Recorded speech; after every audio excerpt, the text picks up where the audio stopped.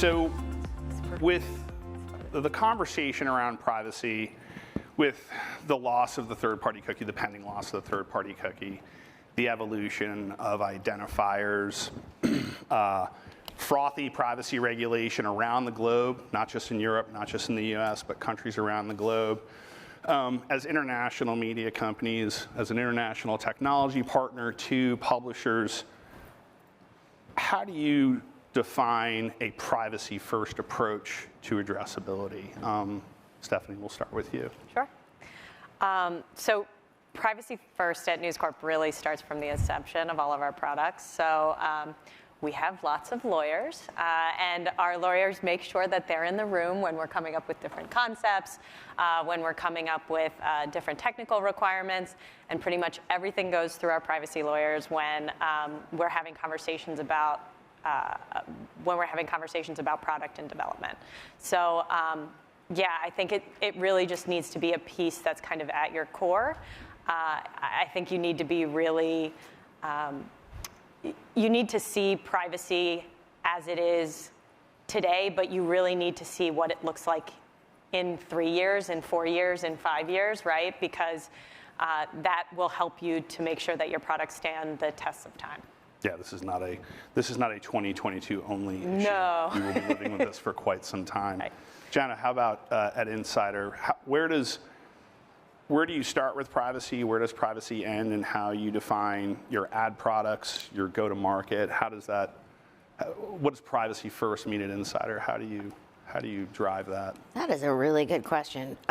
Only because I don't know that we think about it in those terms. I think we think about it about the consumer. How are we serving the consumer?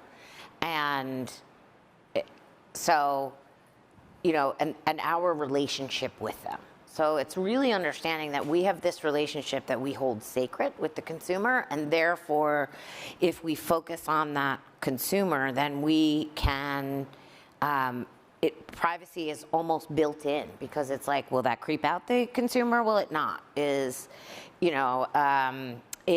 Are we collecting information that we shouldn't be? Are we sharing information that we shouldn't be? Are we, so for us, the privacy is about protecting the relationship with the consumer through user experience, through whatever products and services we offer them, to make sure that they're them first. Right, so it sounds like at Insider, you mentioned, is it creepy to the consumer?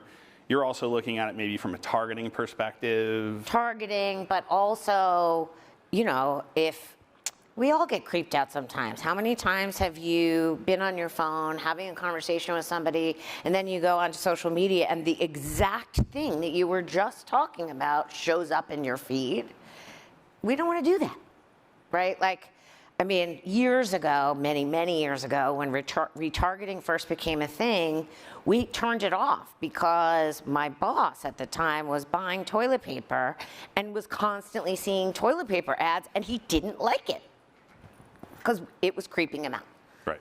So, what we have to be thinking about is the consumer. Ultimately, it all has to be the consumer, the user experience. Are we giving them the information that they need and want to know to get them wherever they need to be, in the world? And are we doing it in a way that is sincere? Right. John, we'll turn to you. Stephanie and Jana are on the front lines of this as media companies, as publishers, as supporting technology, supporting infrastructure. How do you work with your publisher partners in this privacy-first approach? Yeah, thanks. For us, we're a platform business, so we think of technology really broadly, and our products need to work for all of our customers, which is, we think, a really good thing for privacy, because we can then help them help themselves in a really good way. If we can make it really easy for them to manage their privacy controls, then, especially with respect to ads, then we're helping a lot of people potentially that way. So we don't limit our help to big companies. We can help smaller companies as well, because we're a platform. And that, we think, really raises the bar overall for all publishers that we work with. Got it. Jana, you mentioned earlier, again, about not creeping out the consumer. It's very much a consumer-centric approach. Beyond it being consumer-centric and regulatory issues and potential penalties depending on the region, what are other, how do you look at the risk of not taking a privacy-first approach? What's the risk to the business by not doing that? What's the risk? The risk is that we will do something inadvertently, right? That we will, if we aren't consumer first and you're not serving the consumer, then what are you serving, right? You're serving an advertising business. And, I don't think any of us go into, or at least in this, this day and age, we're not going into it for the big exit anymore. We're going into it to serve the consumer, to provide them with information that they're looking for. And so, whatever information we're collecting, it stays with us. It will always stay with us. It will be protected, encrypted. And if we use it, it will be because we have chosen to use it. And it is, the data that us publishers collect, it is the most valuable asset we have. And along with the relationship with the consumer. So the risk of not thinking about the consumer first is losing the consumer. Right, losing audience. Yeah. So you touch on data security there as well, right? There's I know. He wants me to tell you what a nightmare all of this is, because I said it on the prep call, and he just wants me to tell you all that I am in data privacy hell. Because everybody's quitting and systems are breaking and people don't understand what the rules are. And okay, are you happy now? But that's yeah, I am. Like that's what we talked about. Oh yeah, people are getting sued. There's that. But it's the complexity of the complexity, the product complexity, the technical complexity, the multi-vendor complexity.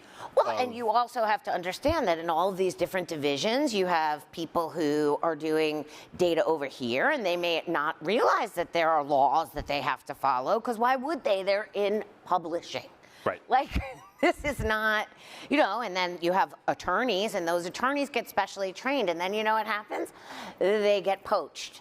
And so, yes, we are in data privacy hell from a staffing perspective, but from a legal perspective, also we have all these licensee sites, and we have to make sure that they're implementing everything correctly. Well, what happens in the Netherlands or France, or it's very hard. Right. Yeah. So you're saying privacy first is hard. It's difficult. Well, listen, I said the thing I didn't want to say. What else I wanted you to say it. Stephanie, at News Corp, also large media company, how many vendors are you working with to solve for this? How many different departments are involved in driving some form of privacy-first approach? I think the question is how many people are calling me to want to talk about privacy, and then how many people are we actually using? That's like a whole different conversation. Jana makes a great point that I just wanted to re-highlight, which is, we have to serve both the consumer and the advertiser, right?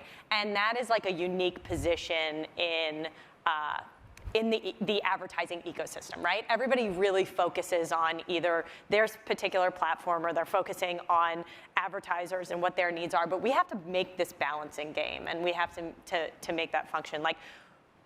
Do we use a significant amount of vendors to help us with privacy? Yes, absolutely. When you outsource a certain portion of that, you can have efficiency in that way. But then also, at the end of the day, you are the one that is responsible for the consumer's privacy. So sometimes it's not even about compliance any longer. It's about, okay, I'm putting myself in the shoes of this user, and I want them to continue to keep coming back to my site on a regular basis, or I want them to continue to tell me more about their interests and the things that they like, so that I know them better. I can delight them from a product perspective, right? And in order to do that, I have to really protect that data, and some of that involves in-house tech as well, right? Mm-hmm. So it's about a mix of standards, it's about a mix of vendors, it's about a mix of the stuff that you do yourself, right? Because at the end of the day, as a publisher, you have to make the right decision for the users that come to your site. And sometimes you have to make the decisions that are hard, because the easy one could make you a whole hell of a lot more money. Right. So it's not just third-party vendor complexity to help weave together a solution. You're dealing with internal complexities, whether it be staffing, creation of entirely new departments, augmenting engineering and data science staff. I mean, I'm also dealing with the fact that I have separate business units, right? So we have, we have Dow Jones, which is the owner of Wall Street Journal. We have New York Post. We have Realtor.com. We have our UK businesses. We have Australia. So everybody, like in this global business, we have all of these standalone businesses. And if you're going to share data across them, you have to make sure it's in line with user expectation, right? So and some of the data the businesses want to share with each other, and some data they don't want to share with each other. So there's added complexity on top of that only really in-house solutions can help you with. Right. John, you are in this infrastructure vendor soup. How does this impact someone like PubMatic? Are you integrating with a record number of new vendors in this space? What are the challenges as another technology provider to media companies? What challenges does PubMatic face here? Yeah, it's actually we feel all those pains. I think they're all absolutely valid and correct for our business as well. I mean, we're approached by N number of people every day for their type of service that they could help us with, and for us, we need to think about a curated set of services to our customers to make sure that we're making them delighted, and in the case of publishers. And so we go through a careful consideration before we enter into that kind of arrangement. We are integrating with record numbers of companies, and there's 10 times more than that we frankly don't, because they don't maybe make the bar that we're looking for. Because in the end, for us, we want to make sure that the partner that we work with to deliver a service with us meets our standards. And in the end, all things break that they do the right thing. Like, that's the way we look at it. We look at it as like, can we do the right thing for our customer, and and for consumers? And if we can't assure that, then we won't work with the partner. So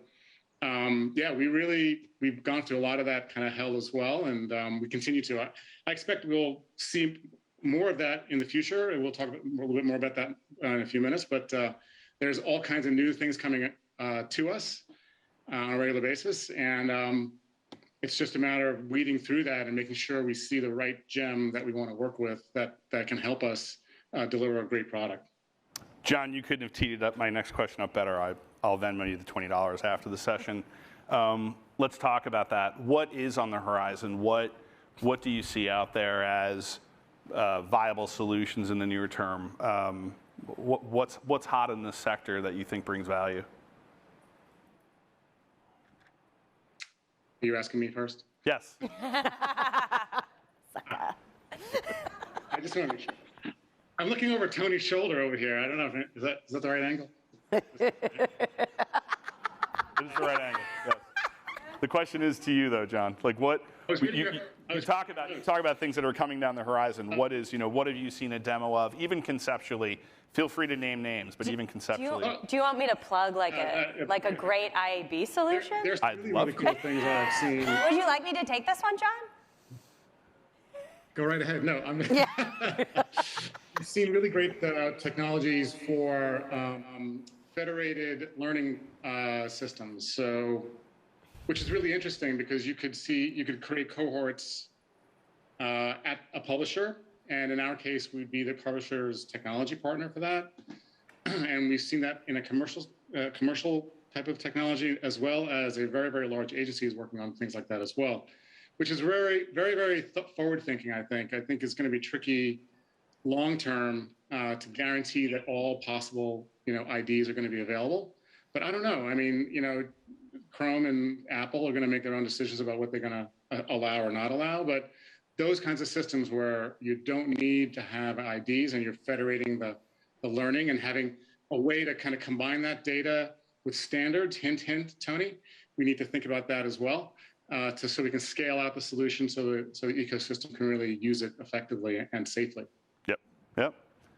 Steph, what do you think is interesting? What's on the horizon? What's here now that you think is interesting?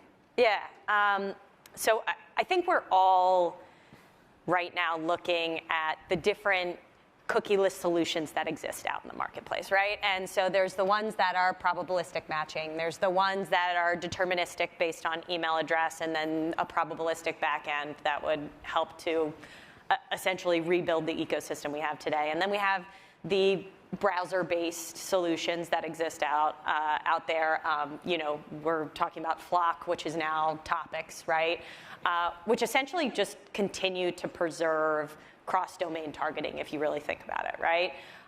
One of the things that privacy advocates actually really support is the idea that advertising would be contextually relevant within the first party. So one of the solutions that I've thought has been very interesting and I think would stand the test of time for the long term, my role at News Corp is to really look at things from a long-term perspective, right? So what are we doing in 2025 versus what are we doing tomorrow, right? And so when I start to look at the privacy headwinds and I start to look at what the platforms are doing, I start to say, like, what is defensible, right? And the first party is what is defensible to me. And so something like seller-defined audiences, which is a project that's coming out of the IAB Tech Lab, and we've, you can update me exactly where we're at on it for the whole crowd, but the idea is that we would align upon taxonomies as publishers, and then rather than having identity being the thing that we're looking at, we would be more looking towards kind of cohorts, seller-defined audiences, and they would be coming in through the bid stream, and you would be able to, as buyers, purchase across multiple different publishers based on their own first-party data. So Jana and I, for example, might have two segments that are similar segments. They're built slightly different based on our content and our context, right? But if you want to buy a senior business decision maker, maybe 30 publishers all get together, we define our segments, right? And then we have that in the bid stream so that you could access our data, our first-party data at scale. Well, I'm not putting that in the bid stream. Well, I'm giving it as an example, okay? But that, to me, I think is a defensible solution in the long term versus some things that rely on IP address, or email address, or things that are constantly looking like a platform is going to obfuscate at any point in time. Right. Seller-defined audiences. Is Benjamin Dick in the room? Yeah. Ben, when is that hitting? When are we going to be releasing the final proof of concept? Imminently. This quarter. Got it. I think it's a perfectly, not to be the homer, but I think it is a perfectly viable privacy-centric solution for publishers. Jana, what are you seeing out there in market? What's caught your eye? We were talking about a vendor earlier that I think we think is very interesting. I don't know if you want to talk about them conceptually or. We talked about a couple. So. We talked about a lot. We talked about the future of democracy as well. We did. So what am I seeing out there? So I have a different position on this in that I don't think any IDs belong on the open web, and that we should be looking at this from sort of how we looked at data and identity years ago, or media years ago, right? Before, so in the 90s when I was a media buyer, you bought on a GRP, and granted, the internet was added value at the time, but nobody knew anything about us. Right? And so I like seller-defined audiences, all of these different things. But really, the ID belongs where you have to log in. That, I feel very strongly about this, that the ID belongs where you log in. Every time I go turn on my TV at home, I have to log in. And so do my kids, and so does my husband. But every time I go to the web, I don't want to log in everywhere I go while I read my news. And I know we have a paywall, I get it. I'm not saying it's bad. I'm just saying it shouldn't be everywhere. And if we think about this and say, okay, there is a place for an ID over here because everybody has to log in. So CTV and apps and all the other things that we haven't even thought of yet. And then there is the open web. And how do we figure out how to model against it so that we're actually promoting information, right? The freedom of information, along with the ability to do attribution and media modeling and all the different things but we're just trying to recreate the same thing over and over and over again. It's very frustrating. Yeah, I do think a lot of the solutions that are coming out in the post third-party cookie ecosystem are just recreating what we already have, and we talk about this on a regular basis. Didn't work. And It's why we got here. it worked for advertisers. I'm not sure it worked for consumers. It didn't work. I would argue it didn't work for consumers, and it certainly didn't work for publishers because it commoditized our data, the thing that is the most valuable to an advertiser for us. But beyond that, what do you see? What could work beyond seller-defined audiences? Like what It's the only are? thing that'll work. It's the only. It's just a seller-defined Just audience session, seller-defined. folks. Well, I mean, there are lots of things that could work. I mean, if you. Oh, I see where you want me to go here. Okay. Go wherever you want. I have to think about, he's leading the witness here. So I think that if you have, what's really interesting is that all of this ID talk is really just a huge upsell opportunity for web publishers. And so if you think about it, that if you've got your data lake, and then you've got your DMP and your CDP, and then you've got a clean room solution for attribution, now you've created potentially a mini walled garden that has the ability to pass data between it because of the secure encryption of the data lake. That sounds like such a douche thing to say. No, but it's a multi-vendor approach. You're not. Yes. Right. So you're not. Everybody's not in my working, pocket. You're not working with one partner to solve for this. No, we have to, our partners have to work together. And so what we are adamantly going out and market and saying is, it doesn't make sense for us to put code on page anymore. It slows down the site. It is a bad user experience. There's some leakage and takes away some of the value that we offered from an advertising perspective. And so, there is a time and a place for all of it, really. Right. So we're staring a cookie deprecation rough deadline in the face as an industry. The cookie's already dead. There is a strong argument for that the train is already pulled halfway out of the station through Apple. Absolutely. That's right. Right, but then John, you would agree with that sentiment as well? Yeah, I mean, Safari is done, right? So we should figure that out. Why not right now? So what's the timeline is now?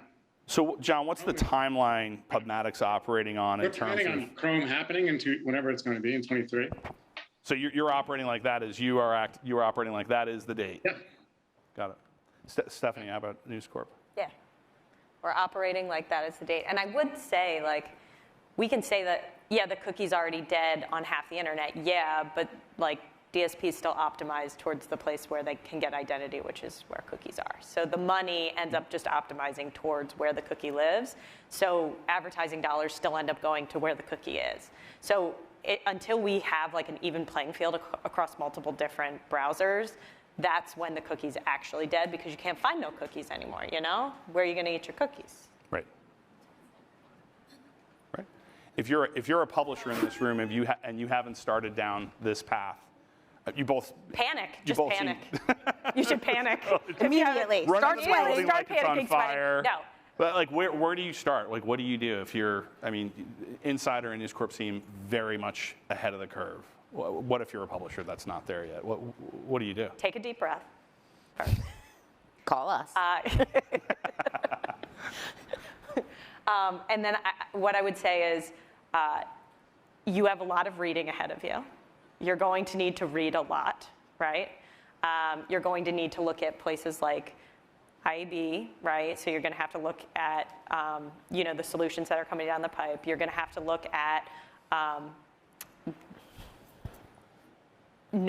you're going to need to look at Twitter probably and read some of the stuff on Twitter about ad tech and all that kind of stuff. I would say you also want to start thinking about your first-party data, right? Because first-party data is the only thing that's really defensible in a privacy-safe world. I think you should define first-party data, please. Define first-party data. Okay. Well, yeah, because We're going to start that now. Have you seen the Twitter conversation? I have, but okay. that's not why. It's the reason I'm saying it is not for that. It's more because It's not just email. Yeah. Although I did get yelled at by my data governance guy this morning for saying that, for liking a tweet that said that email was not first-party data. He was like, it is absolutely first-party data. I'm like, all right, okay, semantics, whatever. So, but I will say that email is a connector to data that's actually valuable for advertisers. Like an email address is not valuable in and of itself. To a publisher, right? It's what it can connect for you. Our right? very own Paul Bannister tweeted that this morning. I don't know if he's in the crowd, but he tweeted that this morning. Yeah, I would say that when I say first-party data, don't think just email address, right? But I would say that you should think about, think about your user first, and don't think about just advertising. Like, we're sitting here and we're talking about get your first-party data because it's going to save you for advertising. But like, it's also going to save your engagement. It's also going to save your audience development strategy. It's also going to save your subscriptions if you have a subscriptions business.